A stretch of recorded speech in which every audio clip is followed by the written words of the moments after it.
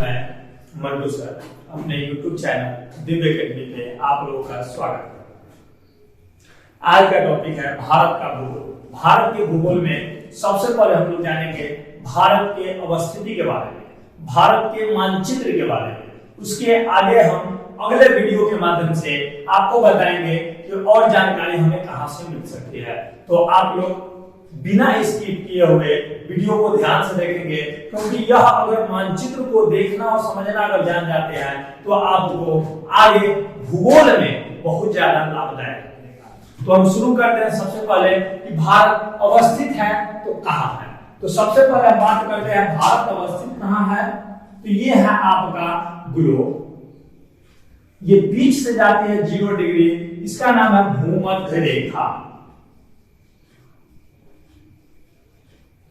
इसी का एक और नाम है विषुवत रेखा, इंग्लिश में इसे इक्वेटर कहते हैं, या फिर इसका एक और नाम हम कह सकते हैं सबसे बड़ा अक्षांश वृत्त। ये सबसे बड़ा हमारा अक्षांश वृत्त है।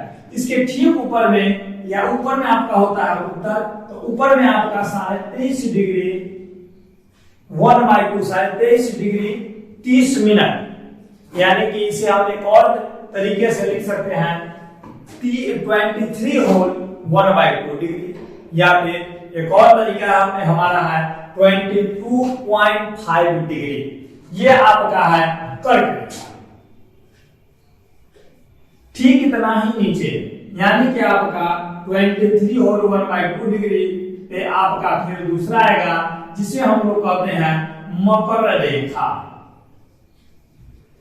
अब जो आपका भूमध्य रेखा है, यह आपके ग्लोब जो है, यानी कि पृथ्वी के अनुरूप ही इसकी आकृति है। तो यह 2 भागों में बांटती है, उत्तरी और दक्षिणी। तो ऊपर वाले भाग को कहते हैं उत्तरी गोलार्ध और नीचे वाले भाग को कहते हैं दक्षिणी गोलार्ध। तो दूसरा है आपका ठीक बीच से आपका ऊपर से नीचे तक आता है, जिस है आपका 0 डिग्री, इसे कहते हैं देशांतर रेखा। अब देखिए यहां पे जो आपका 0 डिग्री जो काटती है, वहां से दाहिने हाथ की तरफ जाएंगे तो आपका पूर्व दिशा होता है, और बाएं हाथ की तरफ जाएंगे तो आपका पश्चिम दिशा होता है। तो अब गोलार्ध की बात करते हैं, तो जो भूमध्य रेखा है, विषुवत रेखा है, यह 2 गोलार्ध में बांटती है, उत्तरी गोलार्ध और दक्षिणी गोलार्ध। जबकि 0 डिग्री देशांतर रेखा काटती है पूर्वी गोलार्ध और पश्चिमी गोलार्ध में। तो भारत की अवस्थिति कहां है? तो ये है आपका यहाँ पे भारत। अब यहाँ पे जो है ये आपका 0 से ऊपर है 8 डिग्री 4 मिनट। सभी लोग जानते हैं कि 8 डिग्री 4 मिनट हमारा क्या है, अक्षांशीय दक्षिणतम बिंदु का है। जबकि अगर पूर्ण रूपेण अगर बात करेंगे तो मान निकोबार को भी लेंगे, तब ये आ जाता है 6 डिग्री 4 मिनट पे।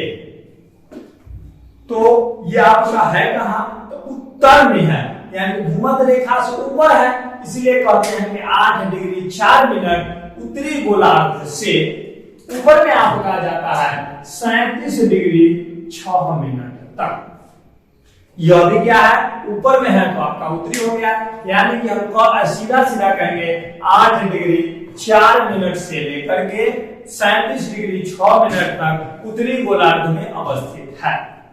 इसके अलावा अब हम बात करते हैं कि देशांतर के लिए, तो दाहिने हाथ की तरफ जा रहा है, इसलिए यह क्या हो जाएगा, तो पूर्वी गोलार्ध हो जाएगा। तो पूर्वी गोलार्ध में है 68 डिग्री 7 मिनट से 97 डिग्री 25 मिनट तक। अब ये दोनों दाहिने हाथ की तरफ है, इसलिए यह क्या है, पूर्वी गोलार्ध में है।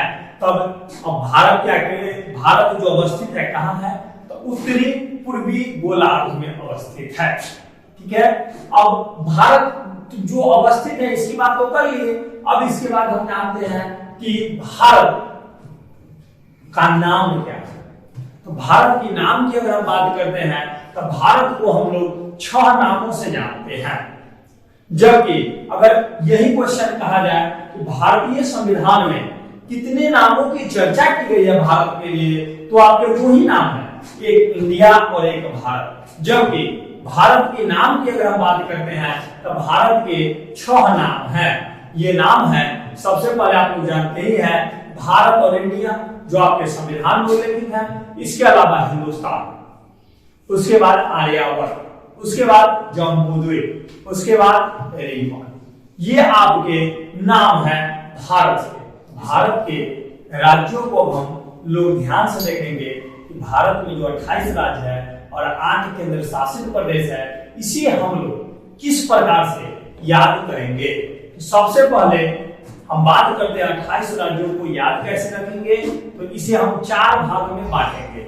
यह 4 भाग किस प्रकार से होगा, तो उसे ध्यान से देखेंगे। तो सबसे पहले आपका रहेगा हिमाचल प्रदेश। देखिएगा कि पहले आपका हिमाचल प्रदेश से पहले रहता था जम्मू कश्मीर से लोग शुरू करते थे, लेकिन जम्मू कश्मीर अब आपका राज्य न रह करके केंद्र शासित प्रदेश हो गया।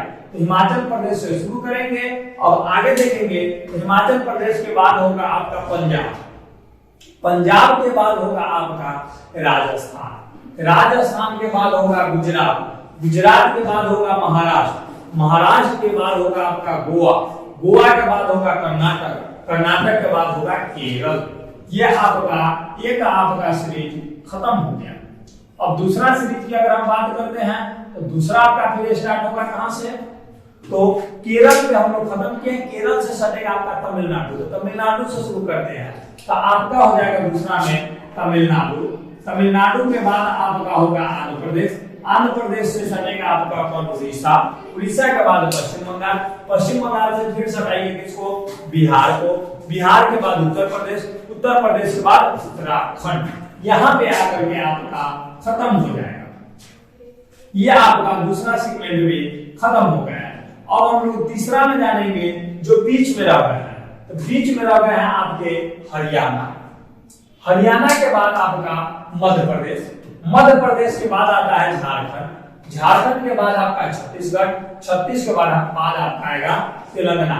ये मात्र 5 ही है, ध्यान में रखेंगे। और हरियाणा से शुरू किए हैं हम लोग ऊपर से, और लास्ट कहां गए हैं, तो लास्ट गए हैं हम लोग तेलंगाना पे। ये आपका 3 सीरीज खत्म हो गया है। यानी कि अब यहाँ पे आप देखेंगे 3 में तो आपका 20 राज्य हो गए होंगे। अब बचता कौन है 8 राज्य में, तो 7 सिस्टर प्लस 1 भाई उसका सिक्किम, जो टिकी निकला हुआ रहता है। जैसे बाल मुड़ाते हैं पुरुष, तो हिंदू धर्म में एक परंपरा है क्या, टिकी रखने का। तो वही हाल है सिक्किम, जो टिकी निकाल करके टिकी निकला हुआ है। तो अब हम 7 राज्यों की बात करते हैं। तो सबसे पहले आपका आएगा असम, असम किससे सटेगा आपका अरुणाचल प्रदेश, और अरुणाचल प्रदेश के जस्ट नीचे आएगा नागालैंड, नागालैंड के नीचे आएगा मणिपुर, मणिपुर के बगल में आपका होगा मिजोरम, मिजोरम के बगल में होगा त्रिपुरा, और ऊपर में आपका असम के नीचे होगा मेघालय। ये आपके 7 राज्य हो गए। यानी कि हम शुरू कहां से किए थे, असम से शुरू किए थे और मेघालय पे खत्म करेंगे। ये आपका 7 राज्य हो गया, और एक इसका भाई हो गया सिक्किम। इस प्रकार से आपके 28 राज्य कंप्लीट हो जाएंगे। अब बात करते हैं 8 केंद्र शासित प्रदेश की। तो इसमें भी हम क्या करेंगे, ऊपर से आएंगे। ऊपर से आने से फायदा क्या होगा कि कोई भी राज्य आपका छूटेगा नहीं, भूलिएगा नहीं, क्योंकि प्राय होता है कि जानते हैं कि 28 राज्य होते हैं, लेकिन कोई पूछ लेते हैं कि 28 राज्य कौन कौन है, तो 25 तक जाते जाते पता ही नहीं चलता है कौन हमारा 2 राज्य 3 राज्य छूट गया है, समझ में नहीं आता। इसलिए क्या करेंगे, क्रम से याद करेंगे। अब हम बात करते हैं केंद्र शासित प्रदेश को। तो फिर केंद्र शासित प्रदेश में देखते हैं कि सबसे पहले आपका है लद्दाख, लद्दाख के बाद है आपका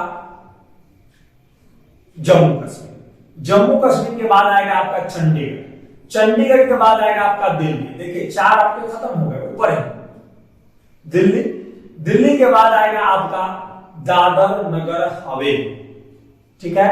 उसके बाद आएगा दादर नगर हवेली के बाद आपका पांडिचेरी, ठीक है।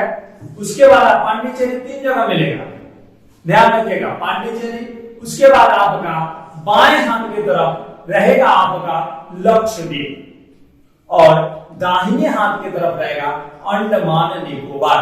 इस प्रकार से आपके 28 राज्य और 8 केंद्र शासित प्रदेश ये क्लियर हो जाएंगे।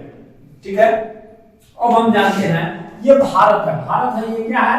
ये हमारा घर है पूरा। ये घर में 28 खिड़की थे, यानी कि 28 राज्य थे, तो 28 खिड़की को हम लोग क्या किए हैं, देख लिए। और 8 आपके थे दरवाजा, ये दरवाजा को भी हम लोग जान गए। ये आपका घर का जो एरिया है ये पूरा है 32,87,263 वर्ग किलोमीटर, यानी कि इसे हम कहते हैं किलोमीटर स्क्वायर। ठीक है, अब जानिए कि हमारा जो सीमा साझा करने वाला देश सब है वो किस प्रकार के हैं।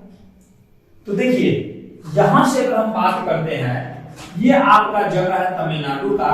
तमिलनाडु को अगर हम देखते हैं तो तमिलनाडु के बाद आपका आता है जो समुद्री एरिया है, समुद्री पड़ोसी देश में आपका है श्रीलंका।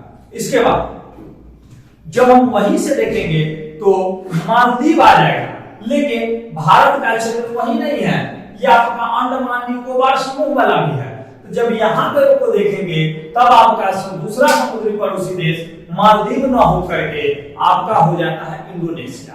लेकिन कुछ बुक में आपके मालदीव की चर्चा की गई है, ध्यान में रखेंगे दूसरा समुद्री पड़ोसी देश मालदीव न हो करके इंडोनेशिया। उसके बाद ये आपके समुद्री पड़ोसी देश। इसके बाद अब हम बात करते हैं कि कौन कौन और देश हैं जिसके साथ हमारा सीमा साझा होता है। तो पाकिस्तान थोड़ा सा मात्रा में, कहने के लिए थोड़ा है, देखने में मैप में थोड़ा लगेगा, लेकिन ये आपका 100 किलोमीटर से एबव है। अफगानिस्तान के साथ भी सीमा साझा करता है। उसके बाद आपका है चीन, उसके बाद है आपका भूटान, नेपाल, उसके बाद है आपका बांग्लादेश, म्यांमार। इस प्रकार से आपके देश जो है सीमा साझा करते हैं। अब अगले वीडियो में हम आपको बताएंगे किस देश के साथ, यानी कि भारत के जितने भी स्थलीय सीमाएं 15,200 किलोमीटर है, इसके बारे में बताएंगे ये 15,200 किलोमीटर कहां कहां पे है। और दूसरा चीज कि आपका जो तटीय सीमा है इसके लिए भी 2 प्रकार के आते हैं। एक आते हैं 6100 किलोमीटर और एक आते हैं 7,516.6 किलोमीटर। इसके बारे में हम बताएंगे नेक्स्ट वीडियो में कि ये आपका कहां पे है और इसके साथ कौन से राज्यों के साथ हमारा सीमा साझा किया जाता है। ठीक है, आज के लिए इतना ही। कोई भी प्रकार का दिक्कत हो कमेंट में जरूर सुझाव दें, या फिर कोई प्रश्न हो तो उसे आसानी से पूछ सकते हैं। हमारा संस्थान कच्ची पक्की रोड डॉक्टर आरोही कुमार के सामने अतरगा मुजफ्फरपुर में स्थित है।